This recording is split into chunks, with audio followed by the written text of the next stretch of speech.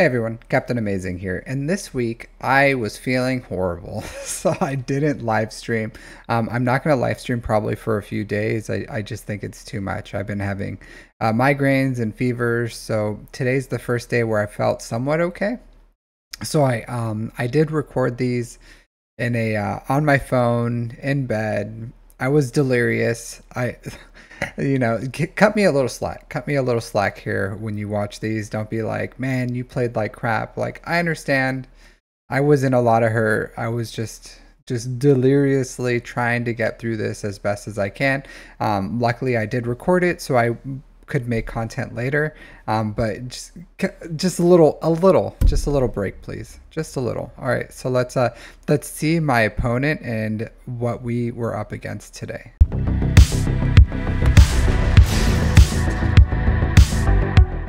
So this is my opponent for the first round of 3v3 for this week. My opponent's name is Nathan Westside. They do have a considerable advantage in everything, I believe. So they have higher GP, more character GP, more ship GPs. They have more GAC Omicrons. They have almost triple my Zetas. They have more mods than me, so a better mod advantage. They have more datacrons than me, datacron rerolls.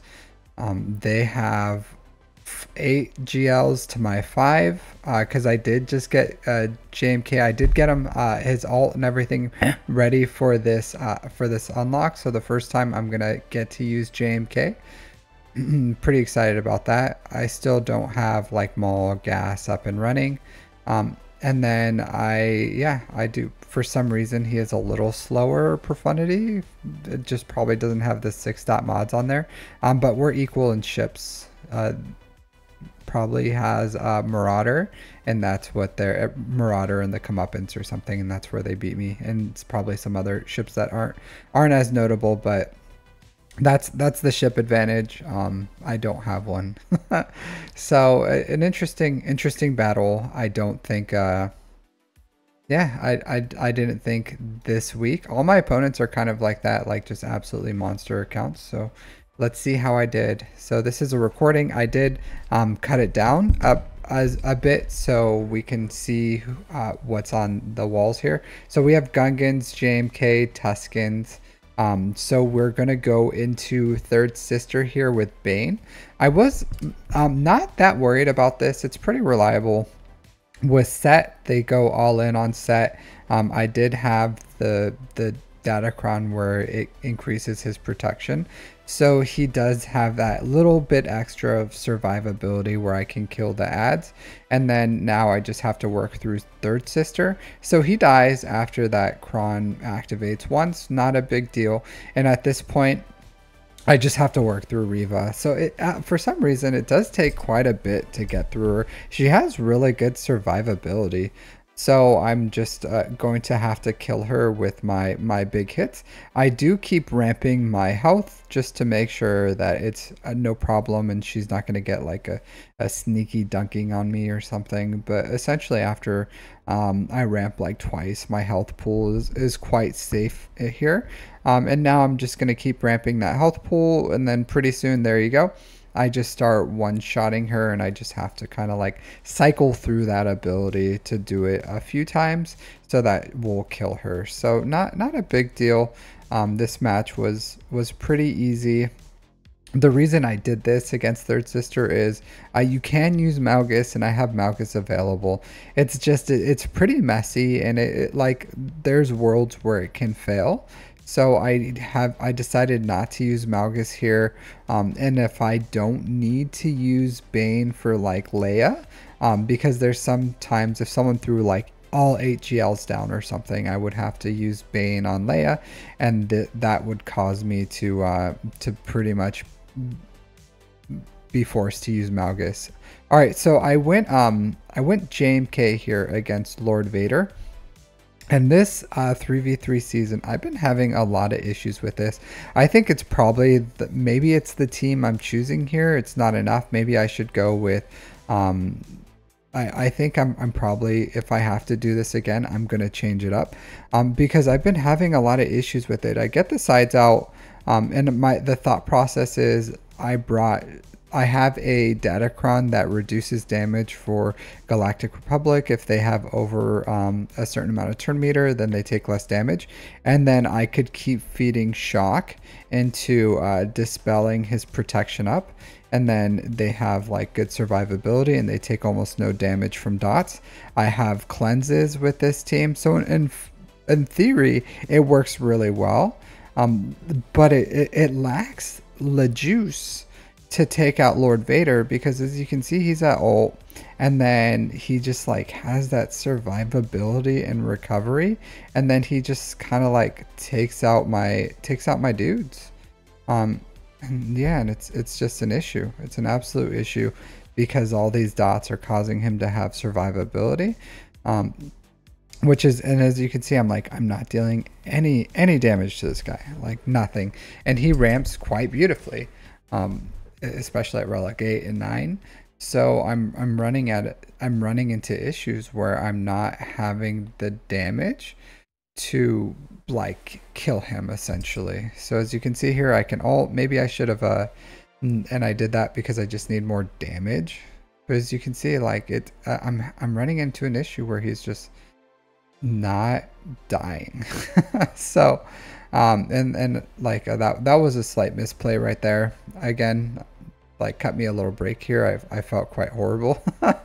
So I'm like getting pretty close so to killing him, but he has and I'm like ability blocking him and everything, but his survivability and everything is crazy. Like it's crazy. He heals a lot, and he ramps, and then I'm not able to, as you can see, like it looks good, right? Like and normally in most cases this would be a slam dunk, and I think if I had to do this again, I would bring probably, like learning from this mistake, I probably would bring like shock was a good choice, but I would probably take out Barris, to be completely honest, and then I would put in like maybe Luke, Jedi Knight Luke, and that would give me the juice to cut through him. And I think that's probably where I made my mistake. So if I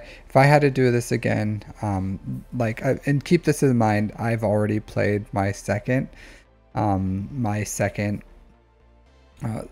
Grand Arena, so I'm waiting. Tomorrow is the third. It's just I've been sick, so I haven't been able to get through this. But as you can see, like Lord Vader fully recovered, has his protection up, and I'm not in the clear here. So it looked pretty good there for a second, and it just fell through. So I did submit it, and then I ended up bringing bounty hunters in here. I brought Boba. Boba is my third. So I don't. So since I know he no longer has, Maul, I don't have to worry about this. So what I'm going to do is I'm going to try to put some armor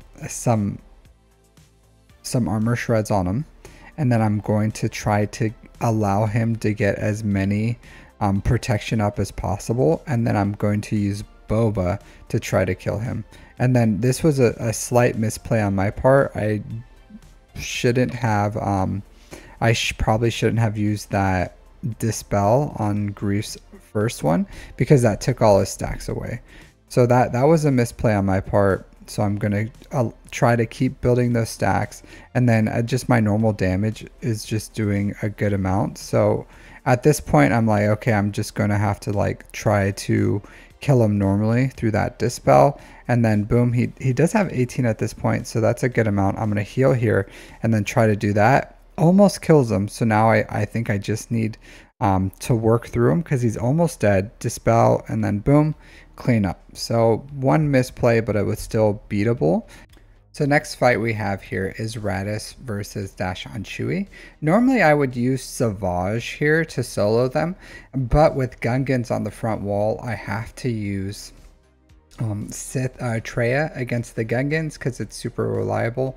So I decided to use Raddus here. I didn't think they would have a DTMG, or they did have DTMG, but the DTMG had Grit Cron, And this won't work against that variant because with grit, all those exposes won't work, and it'll be too thick with the DTMG Darth Trooper Moff Gideon having grit. So I decided to use Rogue One here. Unfortunately, I did lose some banners because I wasn't able to get to ult, but it worked just fine.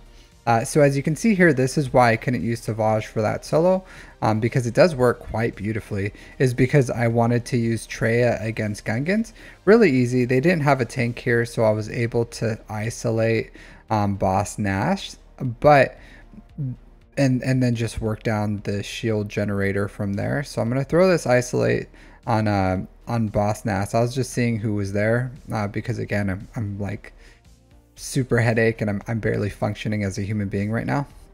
But at this point, I'm just going to knock down this shield generator as fast as possible, and then I'm going to start working. If I get the annihilates, I'm just going to annihilate one of them.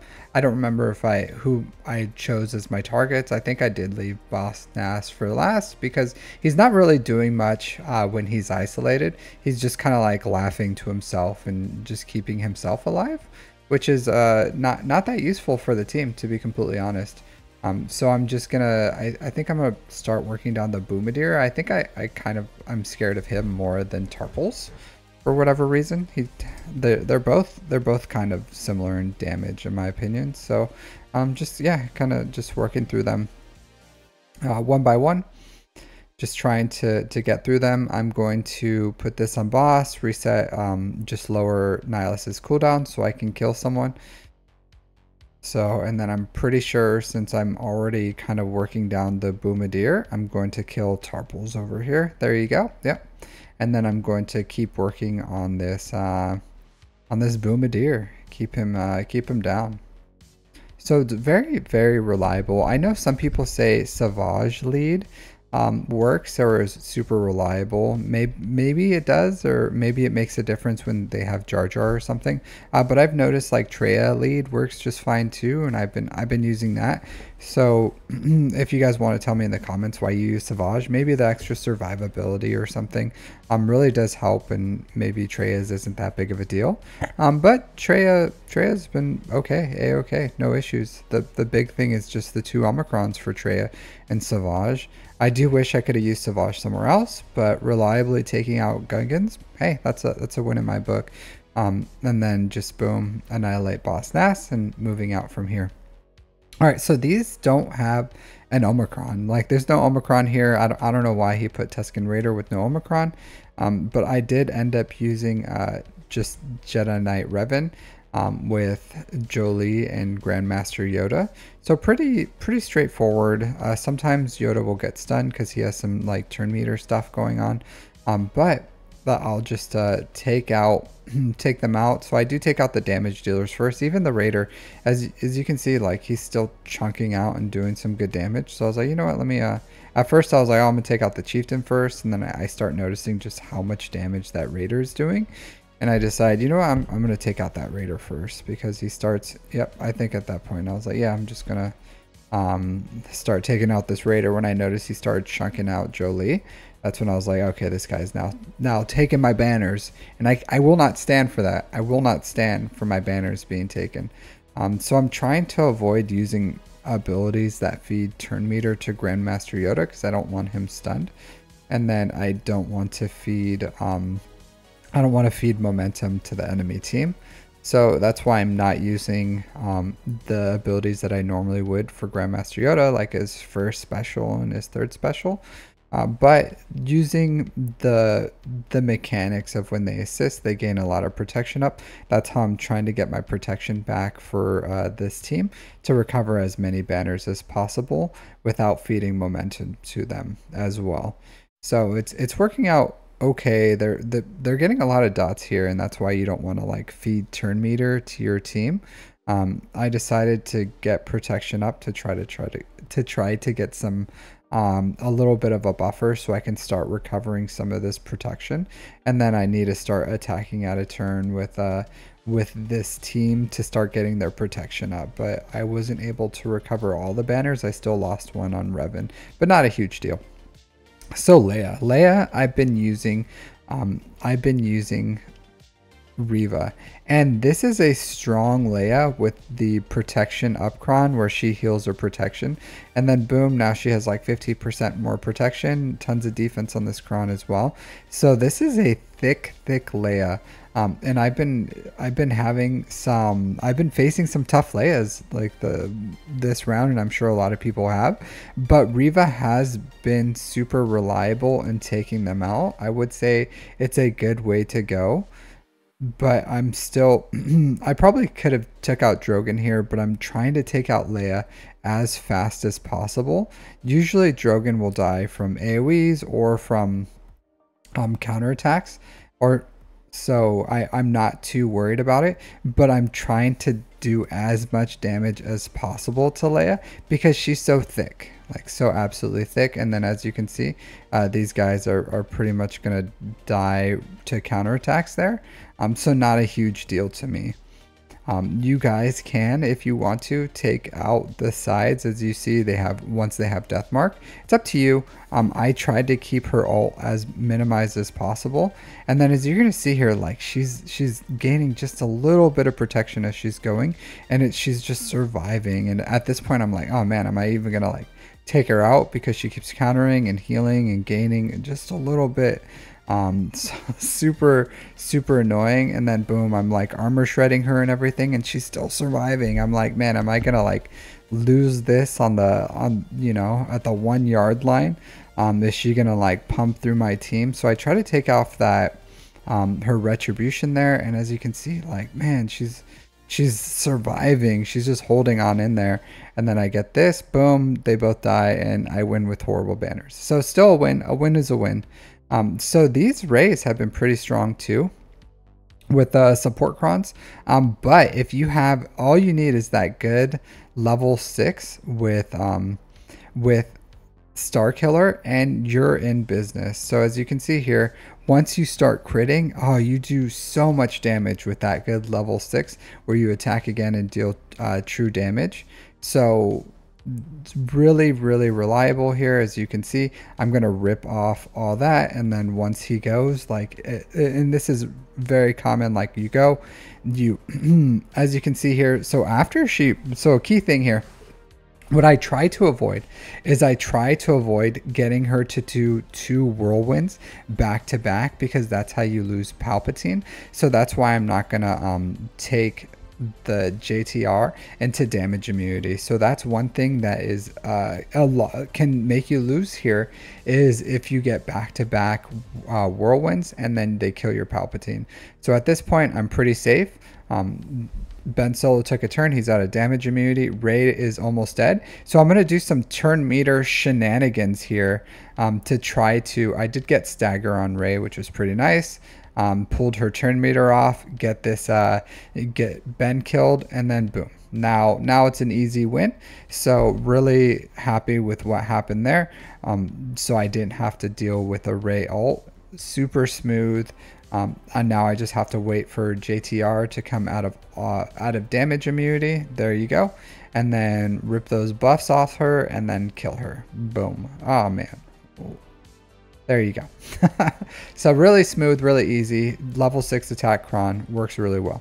So SLKR with SLKR cron has been working really well for me in 3v3. It's kind of overkill, and I do like to save it for other things if I have to, because there are some other things that can kind of kill Jabba. But when I do get the ability to just kill Jabba with SLKR, it just makes it that much easier. Sometimes it's a little messy. Sometimes it could be pretty good, especially if you can get like a poke and a swipe and they all die. Especially in 5s, you just poke, swipe, and then the whole team dies. But I don't like to go into this without a tank, so that's why. And then Hux can make another team, so just in case. So that's why I don't bring both. All right, so Dark Trooper Moff Gideon. This is what I was saying. He has grit. So with grit, I'm not able to use Rogue One, because a lot of the damage of how you kill DTMG is off exposed damage, and once he has grit he takes reduced exposed damage, so the win goes from very reliable to something like in the 30%.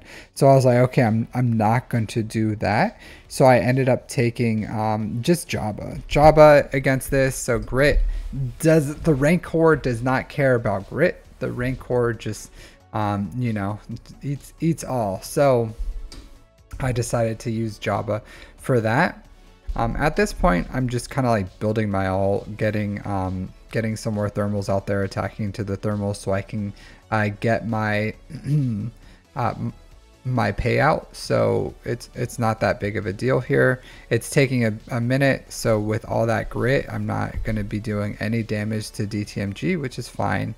Not that big of a deal. I'm not that, I don't really care too much to attack the others, because DTMG can just like raise them or bring them back. So I wasn't in a huge rush to kill the sides, at least until I kill DTMG with the ult. So that's why I'm kind of like slow rolling the sides. It really doesn't matter, because he can just like bring them back. But that's why I'm doing what I'm doing, and why I'm taking kind of my time to kill the sides as well, if you're wondering. And then as far as the other trooper there, so he does, whenever you crit him, he goes into stealth.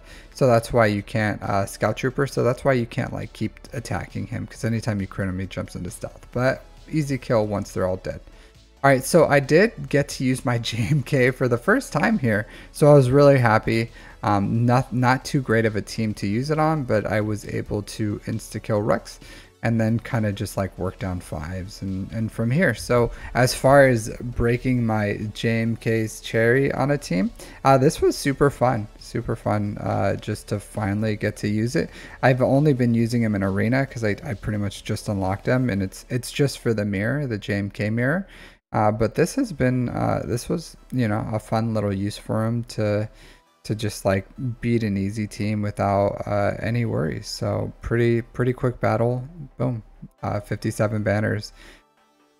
All right, so I at this point I'm just like overkilling teams. So I have Rey against Quigon. So I use this because it turns off his Omicron, because Rey is a galactic legend. And then I'm just going to kill Jedi Knight Anakin here, get my ult. I probably should have just used basics or something, because now I'm not gonna be able to get her health back in the amount of time, I think. So probably a mistake there, but it's nice to have protection up on my guys as well, especially with Jedi Knight Anakin putting out healing, and I wanted that quick whirlwind to take him out as quick as possible. So, you know, sometimes you just kind of have to pick your battles, I guess, and not that big of a deal, I guess. So I lose one banner here with 56, so just have to keep it moving, I guess. All right, so like super overkilling teams here. Now we're running into just like the filler teams that he have. I've pretty much taken out everything that's difficult, and they just have a leftover Inquisitor teams here. So really quick, really easy, just using a first order team to, and this is why I like taking a Sith Empire, and this is why I like to take Sith Empire. You can break it up into 2 or 3 teams to take out. I did decide to bring Malak here because this does have 9th Sister Cron, and then boom, see, it just like suck all her health out and easy win. All right, so for Grievous, I did use Wampa. I do have a decent Wampa Cron. I don't have the level 9, but I have the level 3 with protection up, and I have the level 6 with the attacker. So yeah, a decent Wampa Cron. It's been doing some good work for me, so I'm really happy with it.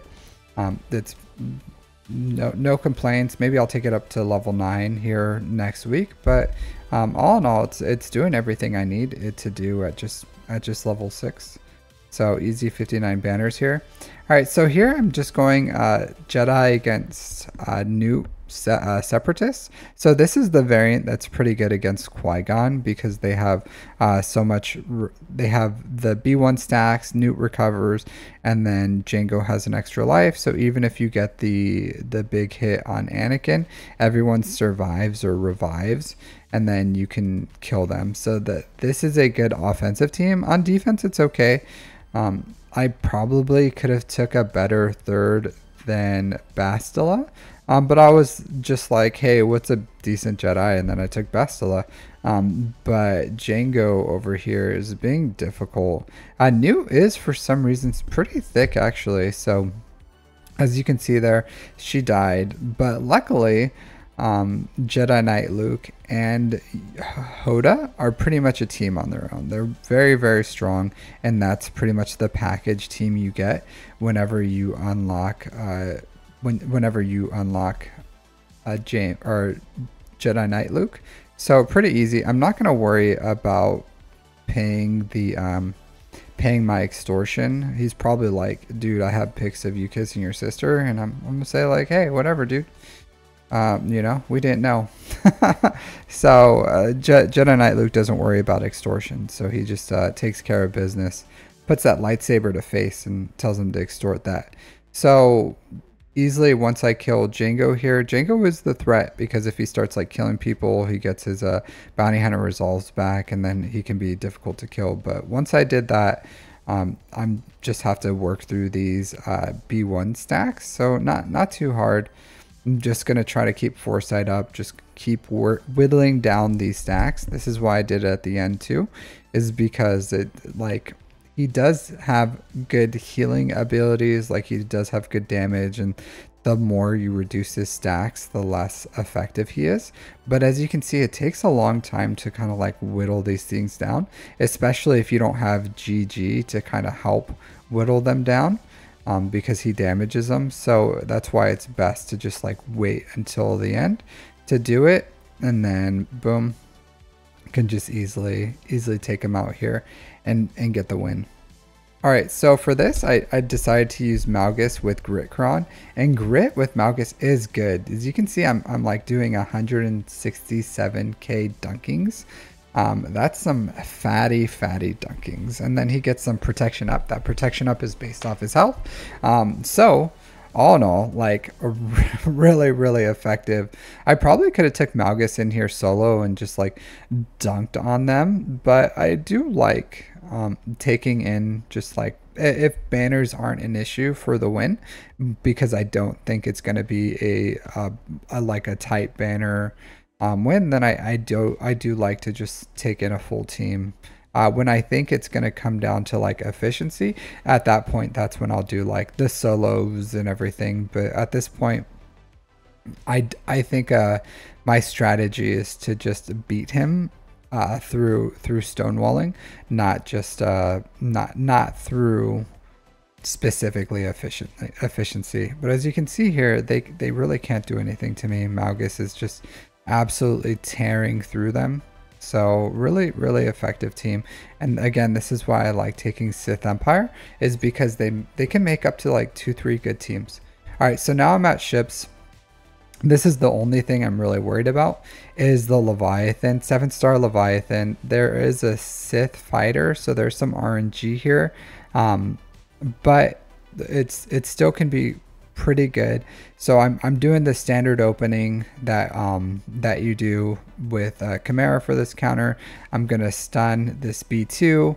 I'm gonna rip off all the buffs, and then I'm gonna look at my turn order to see what I'm going to do. As you can see, I don't have any bombs on anyone except for my TIE defender, and that means the turn order isn't going to change there. So what I'm going to do, let's see. Okay, so I didn't do it this time, but I just take Vader to kill Sith fighter, and that was an R8 Sith fighter. So it worked out pretty well. I'm not too concerned with it. Now I get a little bit of healing, some protection up. They're gonna stun my TIE defender, but luckily TIE defender takes a turn right after, gets that right off, and the RNG right now is working out super in my favor. I'm not foreseeing any issues here, even though it doesn't look like perfect at this point, right? You're like, hey, it doesn't look like quite like a slam dunk, but so far I killed the Sith fighter. And then I'm going to start damaging this Emperor shuttle because it makes that TIE bomber quite defendable, and it has buff immunity, so it's not going to get that protection up.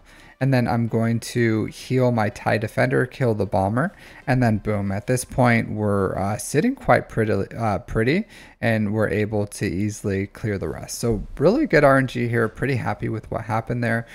Clean 70 banners against that 7-star Leviathan, and now we're cooking. So he did put FU defense down. So he put the Leviathan, the Profundity, and the Executor on defense. So I'm going to have to clear that, and then see if he can't clear my fleets. So I'm going to go with the Profundity Mirror here. And with the Profundity Mirror, I do have the TIE Bomber as my reinforcement. So I'm going to try to heal up right here by using... unfortunately, I didn't get any crits right there, so I wasn't able to heal up the protection on my Rebel Y-Wing, and then he died, which is fine. It's not the end of the world. Hopefully I can kill their Y-Wing, which is looking pretty good right now. And then I can bring out my bomber. If you look at this situation right here, you're like, oh man, you're in trouble. But you know, here's the reinforcements, turns the tide. Now they can't assist, I can assist. They lost their tank, and they do have one tank there, but I'm gonna dispel the taunt, and then I'm gonna start working on that outrider. Once their outrider is out and out of the battle, then we're going to be sitting really pretty here. So I did try to pull him out, and for some reason it didn't. I don't know why that didn't work. Maybe you guys can let me know. But outrider was in stealth. That should have pulled him out of stealth, but it didn't. Maybe that's a bug. I don't know. Maybe it's the some sort of mechanics or something that I just don't understand. But my understanding was hitting that hitting the second special for Profundity should have pulled him out, and then it should have been good. And I should have been able to target him. And then maybe, you know, if he had more buffs or debuffs or something, then it would have fell off because of Millennium Falcon, but it just didn't pull him out of stealth whatsoever, which was weird. So now, as you can see, like I'm sitting pretty well. The tides were turned. I do have a tank because I have the Sith bomber. I killed their tank because Biggs honestly isn't that great of a tank. And then now I'm just going to bring out my my 5th now because my tank died, so now I have a full team, and I'm just going to work down this Profundity. I don't even think I'm going to need my ult here. Maybe I'll get to it, maybe I won't. I really don't remember. But at this point, it's pretty much a guarantee that I win. And then boom, especially once Millennium Falcon's dead, these guys don't have anything. So I'm going to use that Outrider assist here, and then just continue working down this ghost. And it's pretty much a GG from here. There's nothing they can do. So yeah, as you can see, like I have guys in stealth, and that ability against Profundity doesn't pull them against stealth. So I guess that's just a core fundamentals of the Profundity, that it just doesn't allow you to pull something out of stealth. All right, so I did do the Finalizer against Executor because it's my best counter against this Executor when you take out when I don't have the Chimaera or the Profundity. So I'm gonna have to use this counter. It is one of my favorite counters because it's just fun. It does rely a lot on RNG. If you get like stuns or something, then you're just out of luck. So and a big thing is like, is your guy gonna survive? Your TIE Enchilada, as you can see, he like barely survived there.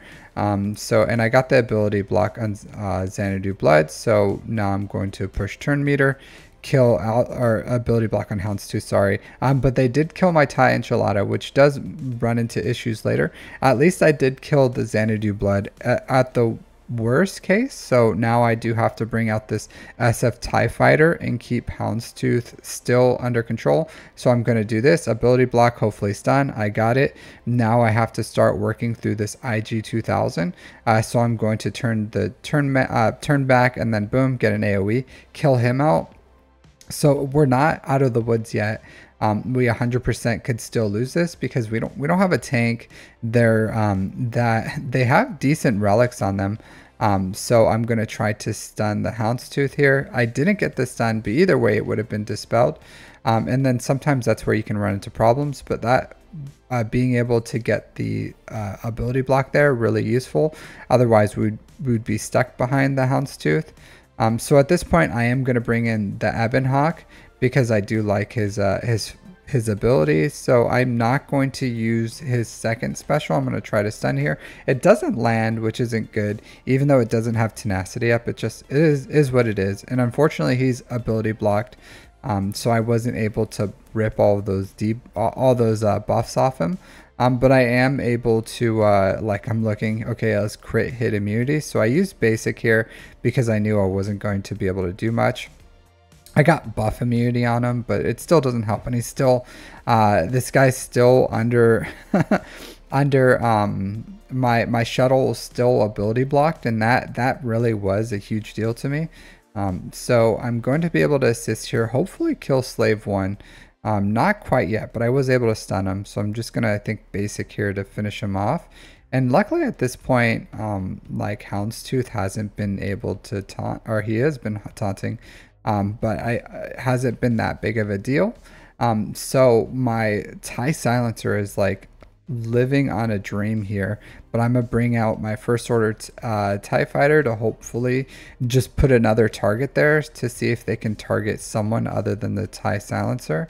I was hoping for a kill there and I was pretty disappointed that I didn't get it, but I still have a chance, so I'm going to assist one more time with my TIE Silencer, and the Houndstooth is still hanging on. And it's a problem because if he survives into another battle, then it can run into issues. So now it's just the Razor Crest. Unfortunately, they got the ult, and then they put everyone under stun. So I'm not able to get that AoE, kill my TIE Silencer before I can do anything. And so unfortunately, I don't get the first turn win, but I did make it to where it's super clean upable because it's just one ship. So I just bring in my my Negotiator here to finish off. So all in all, like I would have much preferred to get the one shot, but I'm okay with what happened here because it made it into a really reliable two shot by pretty much like a bad RNG throughout on how my guys ended up dying, because I did play it correctly. Like I kept everyone under control as much as I could, but there's some RNG factors with the, you know, TIE Echelon dying, my TIE Shuttle being ability blocked 2 turns in a row, and then getting counterattacked to death was some pretty bad RNG that ended up leading to me losing. So as you can see here, like this guy does have 2 health, and he's pretty high relics, so I'm just trying to work through him as much as possible, and then I kill him, and that's it. So that's the battle. 48 banners, unfortunate, but I ended up with a 2015, so not the best. But let's see how it ended up with my opponent and what he. So this was the final score. A bit of an apathy attack. I don't know why. Maybe he just did one attack to get some rewards, and I think he did it because I beat his. Honestly, I think most people don't get through his Leia on the back wall here. It is a pretty big surprise, and it's a really strong Leia with that tank cron, and then having FU defenses on the back here is pretty strong. Like, it's a really strong defense. So seeing me get through all that, I think he didn't want to, or didn't think he can get through my fleets, or he just didn't want to play through because he kind of likes to turtle, and having to do an efficiency battle probably wasn't what he wanted to do. I don't know. That's just my guess. But he did one battle, got decent banners on that one battle, and then call it a day. And I ended up getting the win because he didn't want to mess with this full clear. So all in all, a win's a win. Pretty happy with it. Got my full clear, got my crystals, and kept it moving. So I'll try to post my second battle as much as I can. I'll see if my I'll see you tomorrow if I'm feeling up for a live stream. But if not, I'll record the battle and then post it in the same format as this. So thanks for watching. If you like this content, like and subscribe, and I'll see you guys next time. Take care.